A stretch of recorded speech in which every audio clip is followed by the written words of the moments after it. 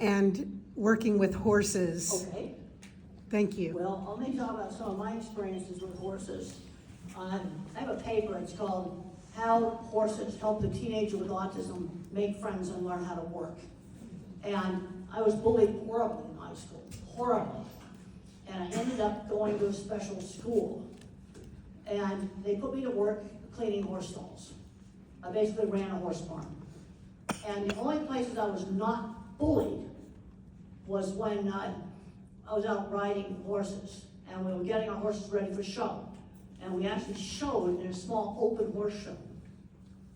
And that was super important to me. Now, when it comes to animals, what I've found how autistic kids react to animals, I don't care if it's dogs or horses. There's 3 types. Love them, just love them. The second type, bit scared at first, then they love them. Then you have a third type where there may be a sensory aversion. You're scared the dog may bark, the horse may whinny, and I can't control dogs barking and whinnying. Now, it might help to take a really good audio recording. The kid could turn on and off. The other thing with autistic kids, surprise is scare. Okay, let's say you gotta go on an airplane. Some airports let you actually do practice, you can actually go sit in an airplane. Well, they do it security. Let's not have that stuff as surprises.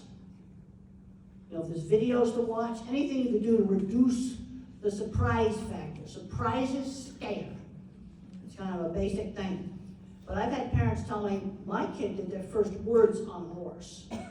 I've heard that probably from 7 or 8 families now.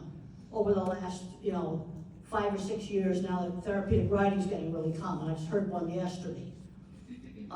You have rhythm, you have balancing.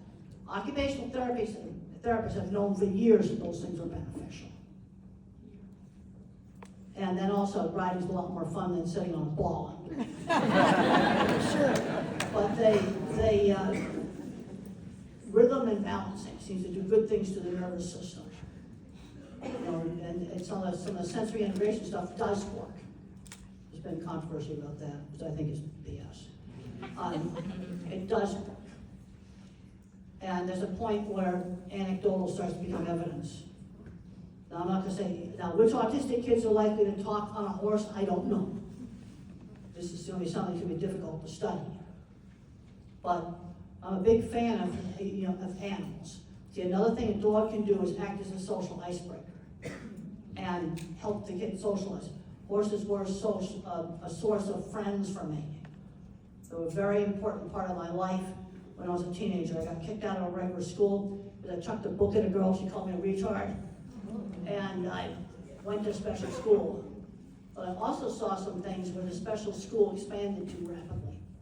It was great when it had 28 students, and then the state of Massachusetts started dumping all their problems onto it. And then it was an 80-student mess. I was there. But I was fortunately getting ready to leave. It was an example of expanding too rapidly and not